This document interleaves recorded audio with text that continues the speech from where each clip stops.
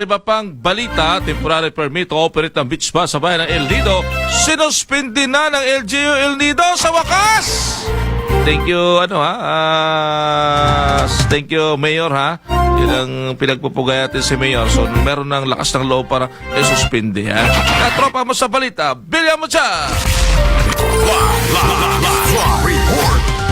Sinuspindi ng pamalang bayan ng El Nido ang temporary permit ng Beach Bus Transport Corporation dahilan sa umano'y paulit-ulit na paglabag sa mga kondisyon ng kanilang permit. Batay sa inilabas na Notice and Order of Immediate Suspension of Temporary Permit, kabilang sa mga paglabag na binanggit sa kautusan ang paggamit ng mga barangay at municipal roads bilang loading, unloading, paradahan, dispatching at terminal area ng walang otorisasyon. Kabiguang magtayo at magpanatili ng otorisadong terminal na may sapat na pasilidad para sa mga pasahero, hindi pagkuha ng kinakailangang endorsement mula sa sangguniang bayan at patuloy na hindi pagsunod sa mga legal na direktiba ng lokal na pamalaan. Dahil dito, iniutos ang agarang pagtigil ng lahat ng operasyon ng beach bus sa ilalim ng nasabing permit.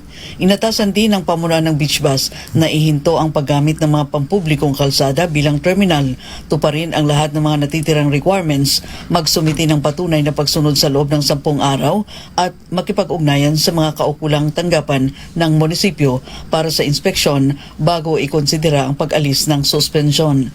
Samantala, inatasan ang El Nido Traffic Enforcement Group, ang Pulisya El Nido at iba pang law enforcement agencies na mahigpit na ipatupad ang nasabing suspension order. Nagbabala rin ang LGU na kung mabibigong sumunod ang kumpanya, maaari nang tuluyang bawiin ang temporary permit ito, tanggihan ang mga susunod na aplikasyon para sa permit at magsampa ng kaukulang administratibo, sibil at kriminal na kaso laban sa mga responsable. Ang kautusan ay permado ni Acting Municipal Mayor Joel Rosanto at epektibo agad sa oras na matanggap ito ng pamunuan ng Beach Bus Transport Corporation. Sa kasalukuyan, hindi pa nagbigay ng pahayag ang pamunuan ng nasabing kumpanya. Para sa mas malusog na pangangatawan, uminom ka araw-araw ng Santon Plus Gold, mga katropa. Mula rito sa bayan ng El Nido, para sa nagkakaisang Pilipino sa Pilipinas, Beli Mucha, XFM News.